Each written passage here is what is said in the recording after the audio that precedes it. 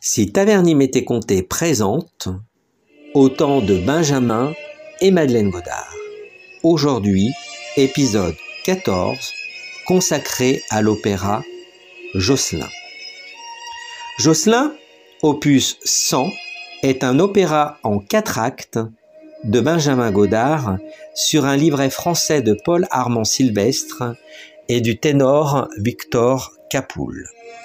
Basé sur le poème d'Alphonse de Lamartine, l'action se déroule à Grenoble et dans les montagnes environnantes pendant le Corpus Christi à la fin du XVIIIe siècle. La partition porte une dédicace à mon ami Daniel Barton. On se souvient de cet opéra pour la composition la plus durable de Godard, la tendre berceuse pour ténor intitulée « Oh, ne t'éveille pas encore », communément appelée en anglais « Angels Guard 3 ». Josselin, créé le 25 février 1888 au Théâtre Royal de la Monnaie à Bruxelles, avec Pierre-Émile Angel, créant le rôle titre.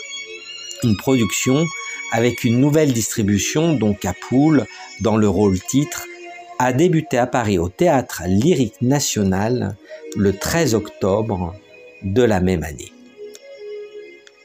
La première distribution. Rose Caro, dans le rôle de Laurence, voix soprano. Storel, dans le rôle de Junie, voix soprano également.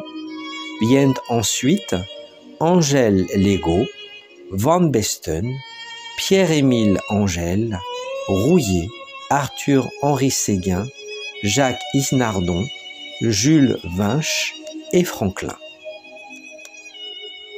Chef-d'œuvre de Benjamin Godard, l'opéra Josselin, composé sur un livret d'Armand Sylvestre et de Victor Capoul, tiré d'un poème de Lamartine et représenté pour la première fois sur la scène de la Monnaie à Bruxelles le 25 février 1888, est demeuré célèbre grâce à sa berceuse, maintes fois interprétée et enregistrée par les plus grandes voix du XXe siècle, dont Tino Rossi et Michel Sénéchal. Le succès de cette pièce est aussi attesté par ses multiples arrangements à destination de divers effectifs, dont la version pour violoncelle et piano, publiée en 1896 par Godard, a connu une fortune particulière. Peut-être parce que le timbre de l'instrument se substitue particulièrement bien à celui de la voix de ténor pour laquelle cette page fut originellement écrite. La berceuse s'ouvre par des accords qui installent un climat mystérieux et suspensif. Leur couleur singulière provient de l'absence de sensible qui donne le sentiment à l'auditeur d'une abolition des tensions tonales. Ces harmonies confèrent aussi à ce début une couleur à la fois populaire et archaïque, un effet que l'on retrouve dans les premières mesures de la chanson de Mélisande de Péléas, à travers le recours par Debussy au timbre de la harpe, combiné à une écriture dépouillée, fondée sur une seule note.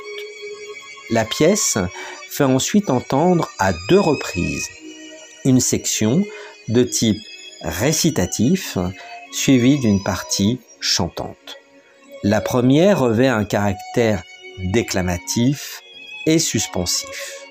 La seconde, composée sur les paroles « Oh, ne t'éveille pas encore » est fondée sur un rythme ternaire typique de la berceuse et sur une mélodie simple, colorée par des harmonies souvent suaves, use d'un très grand lyrisme. Qui eût dit que cette méditation de Theiss de Godard a été rajoutée in extremis pour la reprise de Josselin à Paris, en plaçant un air d'origine bien moins séduisant,